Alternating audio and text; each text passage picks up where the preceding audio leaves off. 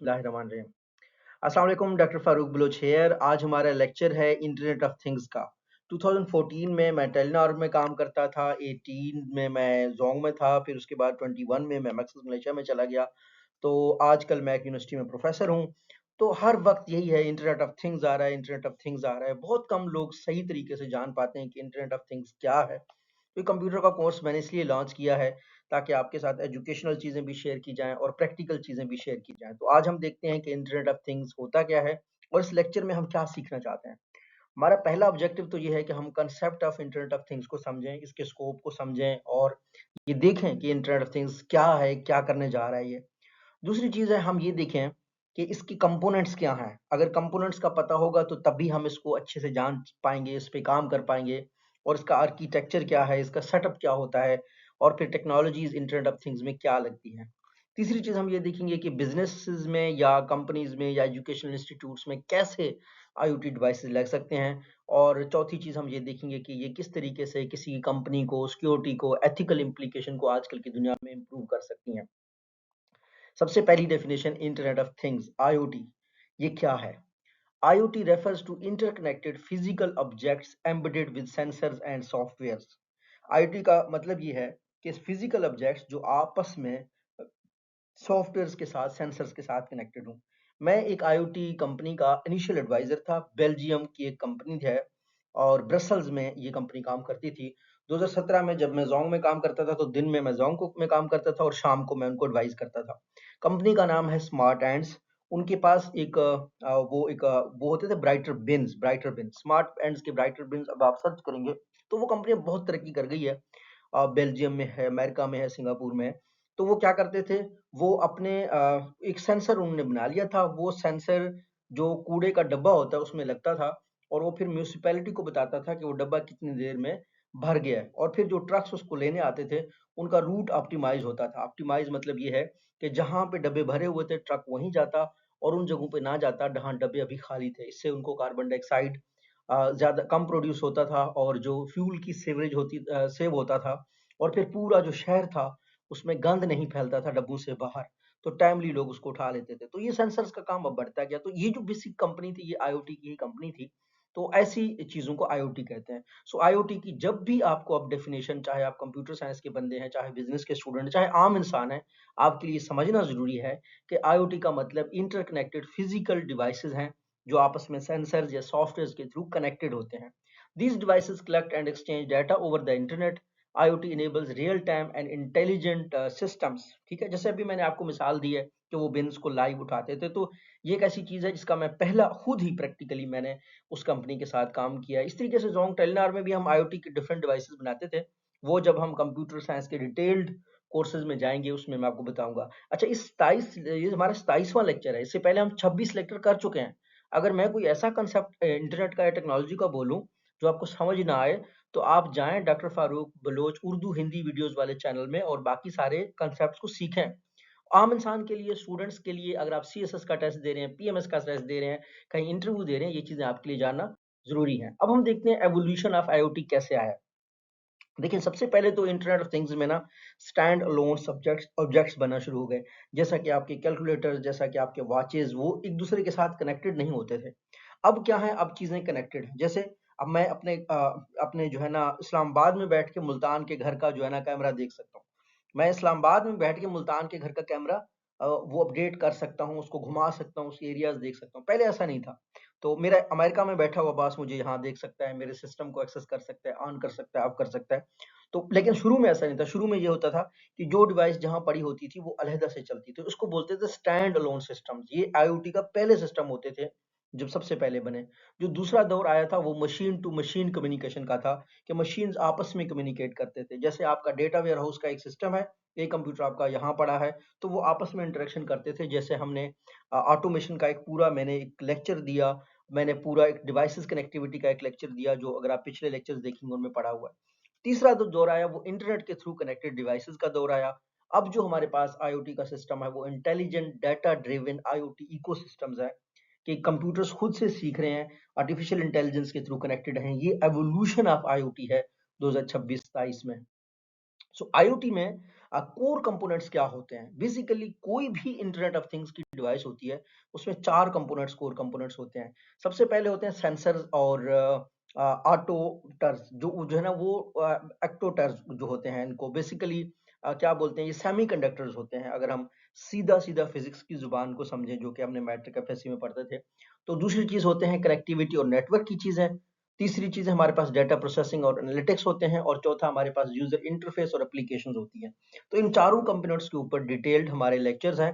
पिछले, अगर आपको किसी कंसेप्ट का पता नहीं है, तो आप पिछले लेक्चर्स जान के पता कर सकते हैं। अलबत्ता जो लोग बनाने जा रहे हैं आईओटी डिवाइसेज़, उनको कंपोनेंट्स का पता चल गया कि सेंसर्स हैं, कनेक्टिविटी और इंटरनेट है, डेटा प्रोसेसिंग एनालिटिक्स है, यूज़र इंटरफेस और एप्लीकेशन है जिन पे आपने काम करना है, ठीक है? कुछ इनपुट डिवाइसेज़ हैं जो कि हमने पढ़ा हुआ है, कुछ बीच में प्रोसेसिंग डिवाइसेज़ हैं, कुछ आउटपुट डिवाइसेज़ हैं। इनके बगैर कोई भी सिस्टम कंप्यूटर का इनकम्प्लीट है, चाहे वो आईओटी का हो, चाहे वो कोई और सिस्टम हो। सो अगर हम मज़ीद आईओटी के जो आर्किटेक्चर लेवल को मज़ीद डिटेल में समझेंगे, तो सबसे जो पहला जो लेयर होता है, वो परसेप्शन लेयर होता है, इसको हम सेंसिंग लेयर कहते हैं। उसके बाद फिर नेटवर्क लेयर आता है, जिसको हम डाटा ट्रांसमिशन लेयर कहेंगे, और उसके बाद फिर एप्लीकेशन लेयर कहेंगे, जिसको यूज़र सर्विसेज़ लेयर भी कहते हैं। तो ये आईओटी का आर्किटेक्चर है, जो कि हमने सीखना है। जो सेंसर्स होते हैं वो कैसे करते हैं? सेंसर पहले एनवायरनमेंट का डाटा कलेक्ट करते हैं, फिर हमारा एक्चुएटर्स जो है ना परफॉर्म करते हैं फिजिकल एक्शंस को, और उसके बाद वो अनेबल करते हैं ऑटोमेशन को और कंट्रोल को।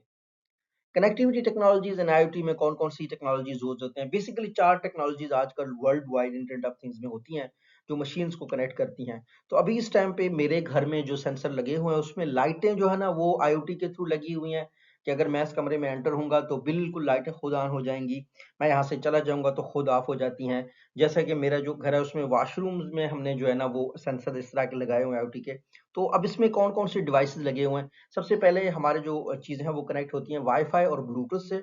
दूसरा, हमारी चीज़ें कनेक्ट होती हैं सेलुलर नेटवर्क से, 4G और 5G से। तीसरा, एलपीडब्ल्यूएन टेक्नोलॉजीज होती हैं। और चौथी चीज़ हमारे पास सैटेलाइट कम्युनिकेशन टेक्नोलॉजीज होती हैं। होपफुली बहुत जल्द स्टारलिंक आ जाएगा, तो हम आईओटी के थ्रू जो है ना आईओटी के थ्रू स्टारलिंक कम्युनिकेशंस को भी यूज़ कर सकेंगे। अच्छा, role of cloud in IoT, क्योंकि आजकल हमारा पूरा एक लेक्चर है, मेरे ख्याल में लेक्चर नंबर 23 है क्लाउड कंप्यूटिंग के ऊपर। आप सर्च कीजिएगा क्लाउड कंप्यूटिंग, शायद अभी लाइव हो ना हो, लेकिन जब तक आप इसको देख रहे होंगे इंशाल्लाह ताला ये 2 फ़ैब या 3 फ़ैब को लेक्चर लाइव आ जाएगा। तो आप क्लाउड कंप्यूटिंग का लेक्चर भी देख लीजिएगा, जिसमें ये लिखा होगा कि क्लाउड का आईओटी में क्या दौर है। स्केलेबल डाटा स्टोरेज स्टोरेज होता है क्लाउड का। फॉर एग्जांपल, आपका जो कैमरा हमारे घरों में लगा होता है बाहर, इसकी जो स्टोरेज होती है वीडियो की, वो क्लाउड में होती है। इसमें रियल टाइम डाटा प्रोसेसिंग होता है, integration with analytics and AI होता है। तो रोल ऑफ क्लाउड जो है ना वो आईओटी इंटरनेट ऑफ थिंग्स में बढ़ता जा रहा है। तो बिग डाटा का क्या रोल है? बिग डाटा वो डाटा जो इंटरनेट पे होता है, इंस्ट्रक्चर्ड होता है, उस पे हम उसको कहते हैं। बिग डाटा के ऊपर पूरा अलग कोर्स है, अगर आपको बिग डाटा का नहीं पता। तो बिग डाटा का रोल ये है कि IoT generates massive data volumes, ठीक है? आईओटी बहुत डाटा जनरेट करता है, requiring big data analytics and enabling predictive insights for the companies. IoT और आर्टिफिशियल इंटेलिजेंस का भी बहुत गहरा ताल्लुक है। आर्टिफिशियल इंटेलिजेंस क्या करता है? वो अनेबल करता है इंटेलिजेंट आईओटी सिस्टम्स को। Sports automation and decision making, create smart autonomous systems. ये आर्टिफिशियल इंटेलिजेंस कर रहा है आईओटी में। बिजनेस एप्लीकेशंस में स्मार्ट मैन्युफैक्चरिंग आजकल हो रही है। अब आप फैक्ट्रियों में जाएं, आपको हर तरफ मशीन नजर आएंगे, मशीन आपस में इंटरनेट के थ्रू कनेक्ट होकर काम कर रहे हैं। आप सप्लाई चेन को मॉनिटरिंग को देख रहे हैं, मशीन आपस में कनेक्टेड है। आप हत्ता कि जो पुरानी कंपनी है जैसे टीसीएस होता है, उसमें भी आप ट्रैक कर सकते हैं कि आपका सामान कहाँ से कहाँ रवाना हुआ, अब कहाँ पहुंचा, अब कहाँ पे है। तो स्मार्ट ऑफिसेज बन रहे हैं, बिल्डिंग्स बन रहे हैं, और इसी तरीके से एसेट्स की भी ट्रैकिंग होना शुरू हो गई है। बिजनेस में तो हर जगह ये मार्केटिंग में अब आप देखें, कंज्यूमर बिहेवियर को आप ट्रैक कर सकते हैं, पर्सनलाइज्ड मार्केटिंग कर सकते हैं, लोकेशन बेस्ड लोगों को सर्विसेज दे रहे होते हैं। आपको पता चलता है कि किस कस्टमर का क्या लोकेशन है, उसके हिसाब से आप उसको चीजें बेचते हैं। लॉजिस्टिक्स में देख लें, ऑपरेशंस में देख लें, रियल टाइम इन्वेंट्री की ट्रैकिंग हो रही है, प्रिडिक्टिव मेंटेनेंस हो रही है, प्रोसेस ऑप्टिमाइजेशन हो रही है। तो ये सारा इंटरनेट ऑफ थिंग्स की एप्लीकेशन है। अगर हम हेल्थ केयर में देखें, तो इंटरनेट ऑफ थिंग्स ने बड़ी तब्दीली की है। जैसे कि रिमोट आप पेशेंट मॉनिटरिंग देख सकते हैं, कि अमेरिका में बैठा बंदा इंडिया में पाकिस्तान के पेशेंट्स को देख रहा होता है। अगर आप देखेंगे, वेयरेबल डिवाइसेस लग गए आईओटी के, जिससे आप अपना हेल्थ मॉनिटर कर सकते हैं, टेम्परेचर मॉनिटर कर सकते हैं।